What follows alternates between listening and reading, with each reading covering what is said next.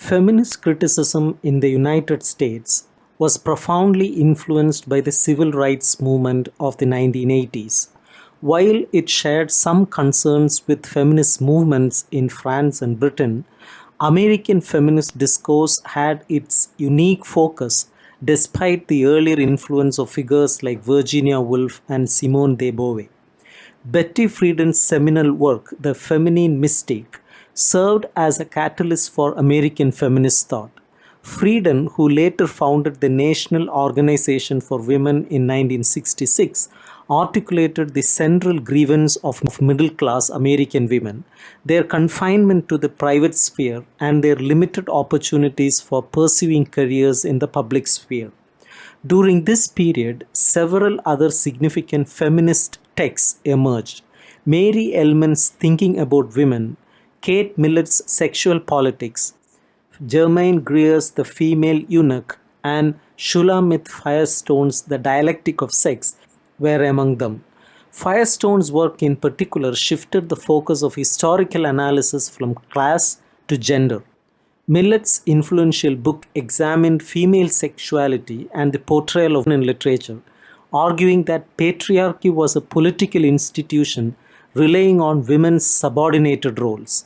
She also distinguished between sex rooted in biology and gender, a culturally acquired concept. Within this tradition of critiquing male representations of women, scholars like Carolyn Heilbrunn and Judith Fetterly made significant contributions to feminist discourse in America. Numerous feminist texts have endeavored to uncover alternative and overlooked traditions of female writing. Among these works are Patricia Mayer Spack's The Female Imagination, Ellen Moore's Literary Women, and Sandra Gilbert and Susan Guber's The Mad Woman in the Attic.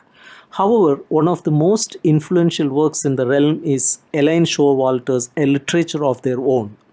Showalter's book explains three distinct phases of women's writing: a feminine phase characterized by women writers emulating male models, a feminist phase during which women contested these models and their values, and a female phase in which women advocated for their own perspectives. Scholars such as Showalter, Lillian Robinson, Annette Colodny, Jane Marcus have grappled with various issues. These include the relationship between female writers and male theories, the necessity for feminist theory and a distinct female language, the intersection of feminism with post-structuralist perspectives, and ongoing challenges related to political and educational activism. The potential connection between feminism and Marxism have sparked heated debates.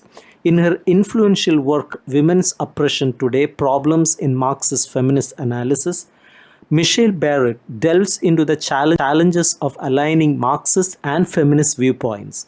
She raises the question of how a Marxist analysis, rooted in the primary contradiction between labor and capital, can coexist with feminist perspective that prioritizes gender relations. Barrett identifies three key concepts central to the Marxist feminist dialogue: patriarchy, reproduction, and ideology.